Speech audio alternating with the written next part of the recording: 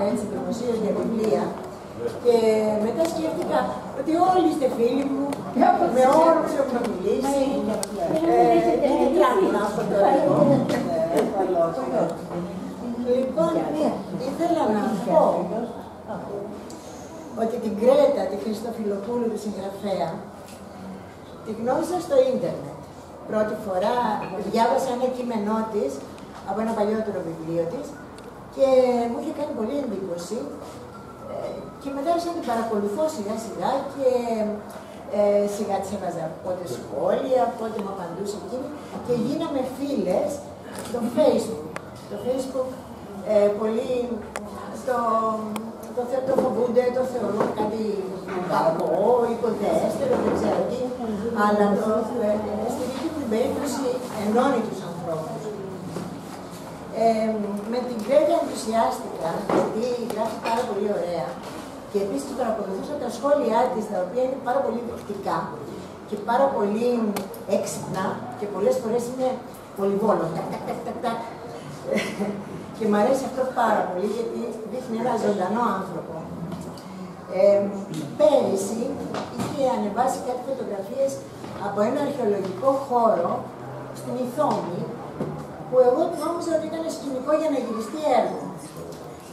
Τη ρώτησα τι είναι αυτό, δεν το έχω ξαναδεί ποτέ και μου είπε ότι είναι ένας αρχαιολογικός χώρος ο οποίος έχει ανακαλυφθεί σχετικά πρόσφατα και ότι θα πρέπει να πάω να το δω αυτό. Είναι η πατρίδα της, μου είπε, και θα πρέπει, μου λέει, να έρθεις να το δεις αυτό, γιατί είναι κάτι πολύ ενδιαφέρον.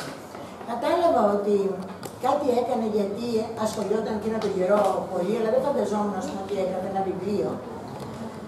Και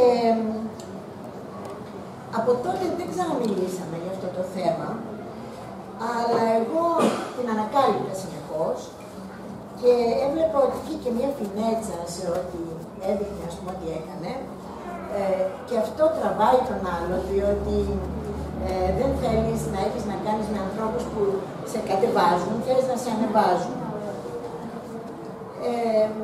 Επίσης, έχει μια ιδιότητα που θα σας την εκμυστηρευτώ. Ξέρει και βρίσκει μανιτάρια που τρώγονται, άγρια.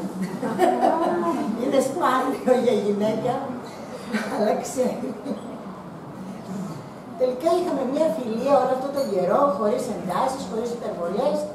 Μια στρωτή, ας πούμε, διαδικτυακή φιλία, δεν είχαμε συναντηθεί ποτέ.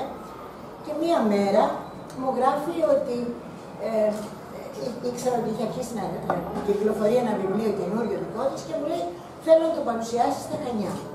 Και μου έκανε πάρα πολύ εντύπωση και κατάπια και τη γλώσσα μου, γιατί καταλάβαινα ότι η Γκρέτα είναι μια γυναίκα μορφωμένη, ήξερα το βιογραφικό της, ας πούμε, είχα διαβάσει, ήξερα τις σπουδές της, ήξερα ότι δημοσιογραφούσε και σκεφτόμουν ότι αυτό θα ήταν για μένα, μήπως της έκανα ζημιά. Της το είπα λοιπόν, αλλά αυτή επέμενε και την ευχαριστώ πάρα πολύ για την εμπιστοσύνη, γιατί όταν γράφεις ένα βιβλίο, θέλει, και ένα τέτοιο βιβλίο κιόλας, θέλει κόπο, θέλει πόνο και τελικά είναι σαν παιδί σου και όταν το εμπιστευτείς σε κάποιον, φαντάζομαι ότι νιώθεις απόλυτη εμπιστοσύνη που το εμπιστεύεσαι το βιβλίο σου. Δεν ήτανε, όταν το πήρα το βιβλίο αυτό στα χέρια μου, δεν ήταν ένα απλό βιβλίο, ούτε μία ρόζα ιστορία, ας πούμε, που θα μπορούσε κανείς να φανταστεί ίσως από το πιστόφυλλο, δεν ξέρω τι.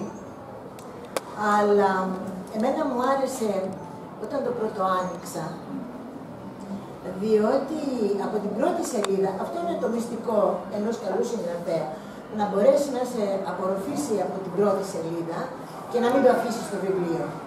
Να μην πεις, ουφ, τώρα τι είναι αυτό. Αυτό μου άρεσε πάρα πολύ, επειδή εγώ δεν έχω καμία ιδιότητα, έχω την ιδιότητα μόνο της καλής αναγνώστριας. Δηλαδή, από τα 7 μου, έχω διαβάσει χιλιάδες βιβλία, τα οποία τα έχω κιόλας στο σπίτι μου. Και αυτά τα βιβλία με μάθανε πώς να ξεχωρίζω έναν καλό συγγραφέα, πώς να μαθαίνω τις εκφράσεις του συγγραφέα να γνωρίζω το ύφος του, να βλέπω τα ορθογραφικά λάθη και να ξέρω αν ένα βιβλίο είναι καλό ή όχι. Πολλές φορές μικρή μου να θυμάμαι, ας πούμε, του δημοτικού και έλεγα ότι αυτές οι εκδόσεις δεν μ' αρέσουν. Το εκδοτικός οίκος, αυτό δεν μου άρεσε. Είχα εξασκηθεί καλά. Οπότε το να μιλήσω για ένα βιβλίο ήταν πολύ ευχάριστο για μένα. Μετά άρχισα να το διαβάζω και σιγά σιγά είδα ότι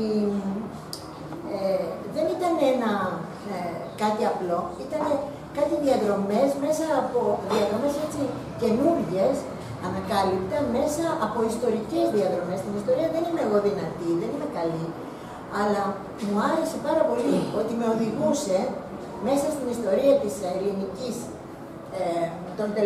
της Ελλάδας των τελευταίων ετών, από λίγο πριν την Επανάσταση του 1821 μέχρι σήμερα, με οδηγούσε πάρα πολύ στρωτά και ωραία μέσα από την ιστορία μιας οικογένειας, μιας μεγαλοαστικής οικογένειας. Το να περιγράφεις μια μεγαλοαστική οικογένεια είναι, αν δεν το έχεις ζήσει, δεν ξέρεις να το κάνεις. Έβλεπα λοιπόν ότι η Γκρέτα ήξερε πάρα πολλές λεπτομέρειες, ήξερε πράγματα τα οποία ήταν αδύνατον, εάν δεν τα είχε ζήσει, να τα περιγράφει. Υπέθεσα, έτσι είναι, υπέθεσα ότι είναι μέλος της οικογένειας που περιγράφει. Ναι. Δεν έκανα λάθος και πολύ το χαιρόμουν να το έβλεπα, γιατί με είχε απορροφήσει αυτό το πράγμα, έτσι, με είχε βάλει σε μια δίνη, σαν να ήταν στη θάλασσα, ας πούμε, και με είχε προφήξει. Και επίσης ανακάλυπτα για αυτόν τον αρχαιολογικό χώρο που είχαμε πει πριν, της Ιθόμης. Αυτό αν το δείτε, αν ψάξετε κάπου στο Google, δεν ξέρω πού, και ψάξετε Ιθόμη, να δείτε τι είναι αρχαία Μεσίνη και Ιθόμη, θα δείτε ένα παραμυθένιο μέρος, ένα αρχαιοθέατρο με κολόνες, ναούς, πράγματα. Αυτά τα έχει σκεπάσει ένας ποταμός και δεν συλλήφθηκαν ποτέ και βρέθηκαν όπως ήταν. Και γι' αυτό έχουν στηθεί τόσο όμορφα. Ναι. Η Γκρέτα είναι πολύ μεθοδική στο γράψιμό της. Όταν πιάσεις το βιβλίο το απολαμβάνεις γιατί δεν έχει κενά. Έχει αρχή, μέση και τέλος η ιστορία της. Έχει μία εξέλιξη και περιγράφει τους 3 τελευταίους αιώνες με στοιχεία ιστορικά που λίγοι πιθανόν να γνωρίζουν, γιατί η Γκρέτα τα περιγράφει αυτά τα στοιχεία μέσα από την εξέλιξη της οικογένειας αυτής, που ήταν πλειοκτήτες και ξεκινήσαν από την Τεριέστη, βοηθώντας στην Επανάσταση του 1821 και στη συνέχεια κάνανε παιδιά και τα παιδιά αυτά συνεχίζαν την παράδοση και βοηθούσαν στους επόμενους αγώνες της Ελλάδος μέχρι τον τελευταίο πόλεμο. Αγοράζοντας πλοία, προσφέροντας βοήθεια, προσφέροντας γενικά όπως μπορούσαν αυτοί οι άνθρωποι.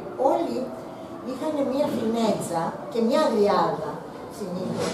Υπήρχε μια αγριάδα. Αλλά συγχρόνως όμως υπήρχε και μια αριστοκρατικότητα και μια ευγένεια που δεν τη συναντάμε πια, γιατί σήμερα έχουμε πια αγανακτήσει με τη μιζέρια που υπάρχει γύρω μας, με τους κακούς τρόπους και με όλα αυτά, με την άσχημη γλώσσα που κυκλοφορεί. Το βιβλίο είναι πάρα πολύ καλογραμμένο, μπορεί να περιγράψει ένα θυελλώδη έρωτα χωρίς να χρησιμοποιήσει καμία άσχημη λέξη, να σου περάσει τον ερωτισμό που νιώθουν οι άνθρωποι μεταξύ τους, πώς ερωτεύονταν, γιατί και εκείνη την εποχή τώρα δεν μπορούσαν και να ερωτεύονται εύκολα, τα ζευγάρια παντρευόντουσαν με προξενιά και ιδίως ανάμεσα στους μεγαλοαστούς που έπρεπε να ενώσουν περιουσίες και οικογένειες. Υπήρχαν όμως και έρωτες οι οποίοι ξεφεύγανε και αυτοί οι έρωτες δημιουργήσανε κάποια ας πούμε κενά, κάποιες ζημιές στη συνέχεια της ιστορίας. Υπάρχουν 2 Δάφνες, 2 ηρωίδες σε αυτό το βιβλίο, μία αδελφή του παππού και μία εγγονή, οι οποίες συναντώνται πρώτη φορά και αρχίζουν να μιλάνε μεταξύ τους. Η μία Δάφνη προσφέρει τη φινέτσα και την έγκλη αυτής της οικογένειας και η άλλη Δάφνη προσφέρει την ορμητικότητα των μυάτων της και ας πούμε το μικρό θράσος που έχουν συνήθως τα παιδιά, αλλά σιγά σιγά αρχίζουν και έρχονται πιο κοντά και οι ζωές τους γίνονται εφαπτώμενες, που είναι και ο τίτλος του βιβλίου.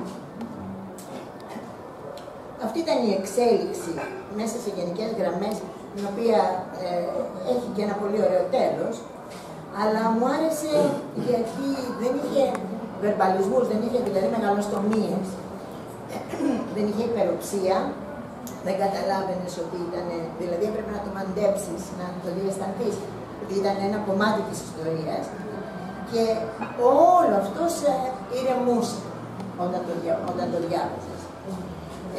Οι ιστορικές αναφορές, που είναι πολλές, είναι πολύ γλυκά δεμένες με την ιστορία της οικογένειας και πάνε και έρχονται. Δηλαδή, η γραφή πότε είναι σήμερα, πότε είναι στο παρελθόν. Αλλά έχει μια ιδιότητα. Όταν είναι στο παρελθόν, ο χρόνος επιμικρύνεται, δηλαδή αναγκάζεσαι να διαβάσεις πιο αργά. Ενώ όταν διαβάζεις για τις σημερινές εικόνες, σχετικά σημερινές, νιώθεις ότι πετάς, ότι φεύγεις. Αυτές οι δύο γυναίκες επισκευάζουν κατά κάποιο τρόπο τις φθορές που δημιουργήθηκαν στην πορεία των αιώνων ανάμεσα στις ατασταλίες των μελών της οικογένειας και βάζουν καινούργιες βάσεις για να συνεχιστεί αυτό το ωραίο πράγμα, αυτή η ωραία ιστορία. Και επίσης ο έρωτας είναι παντού παρόν στο βιβλίο, είναι ένα πολύ ωραίο πράγμα αυτό που κάνει, διότι ο έρωτας είναι συνέχεια γιορτή μέσα στο βιβλίο της. Και είναι δημιουργικότητα, δεν είναι κάτι το οποίο μπορεί να σταματήσει, ας πούμε, κάτι. Και είναι τόσο ωραίος που ακόμα και σε σκηνές που περιγράφει, ας πούμε, πολέμους, ότι είναι σε εντελώς απελπιστική κατάσταση οι άνθρωποι. Θα υπάρχει πάντα ένα ελπιδοφόρο στοιχείο, ένας έρωτας, ένα παιδί, κάτι, ας πούμε, που σε βγάζει από αυτό το ασφυκτικό του αδιέξοδου, που νομίζεις ότι εκείνη τη στιγμή θα γίνει τώρα και πιάνεσαι, αλλά υπάρχει κάτι ελπιδοφόρο συνεχώς. Δεν ξέρω αν έχετε διαβάσει αυτό το βιβλίο, αλλά είναι ένα βιβλίο που δεν θα το ξεχάσετε. Σας το εγγυώμαι εγώ, δηλαδή. Και θα έχετε την ευκαιρία να την ακούσετε την Κρέτα, γιατί η ίδια μπορεί να μιλήσει καλύτερα. Και δεν θα πω τίποτα άλλο, μην σας κουράσω. Θέλω να την καλωσορίσω. Καλώς όρισες, Κρέτα. Και σε παρακαλώ να μας πεις περισσότερα εσύ.